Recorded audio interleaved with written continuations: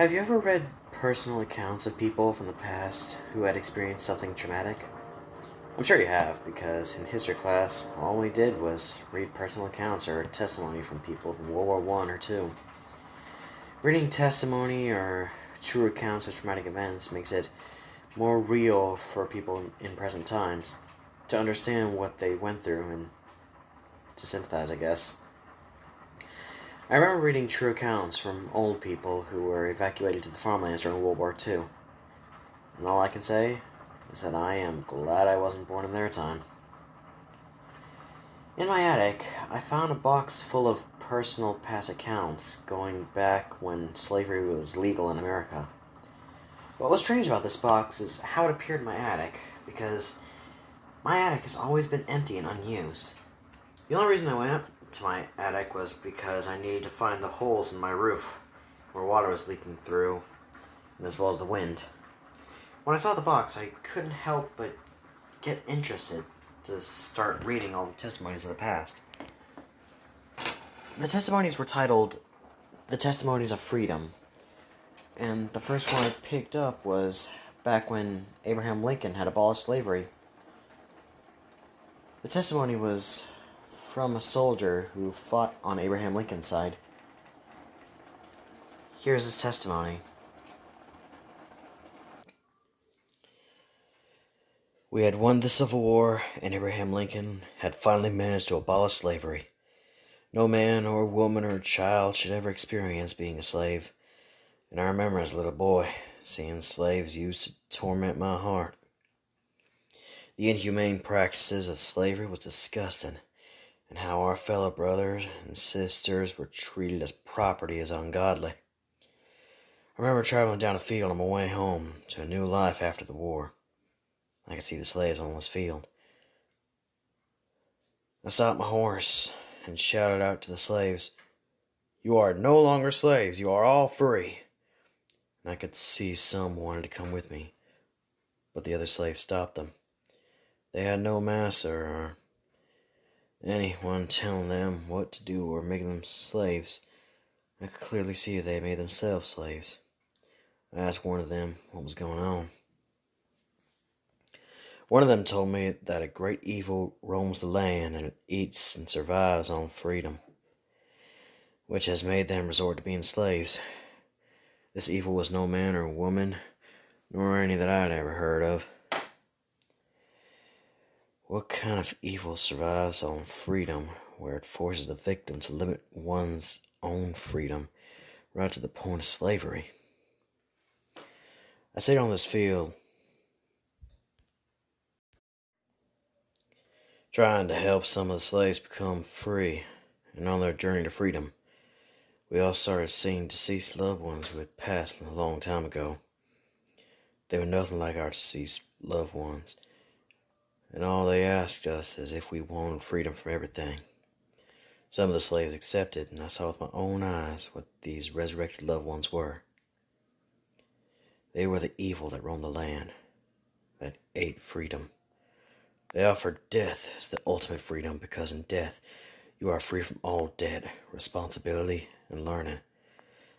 I myself had been infected, and I joined the other slaves on the field, doing slave work and limiting my freedom in every way to keep those creatures at bay. I couldn't believe what I had just read. It sounded so unbelievable. But the next testimony was more extreme. It was from a World War II soldier, and he was trying to liberate people from concentration camps. The Nazis had lost the war, and we were trying our best to liberate those who had been tortured inside concentration camps. It was horrendous, and the things we found inside, not even words can describe.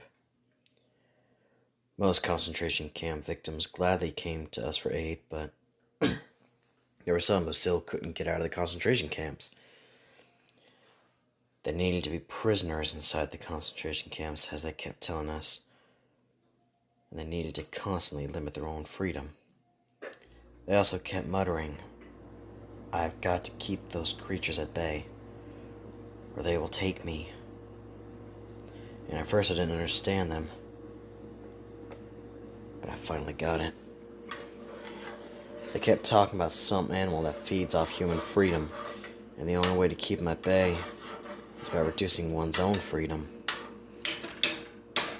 So, in a sense, being a prisoner in a German concentration camp is perfect for keeping some animal at bay. In the end, we forced them out of the concentration camps and forced them to be free. And a couple days later, they completely disappeared.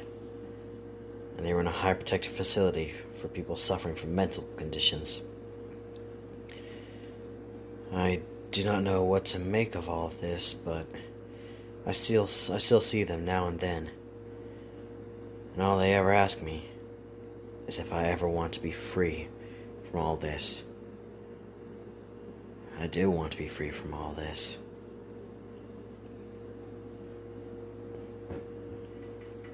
Then the last one I read completely stumped me to the core. It was from a police officer who found a house made for human trafficking in the year 2000.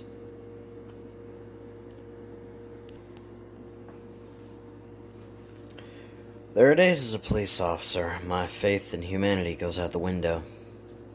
In the year 2000, I found a house which was a home for human trafficking, and I couldn't believe it. I was disgusted. It was full of female and male victims.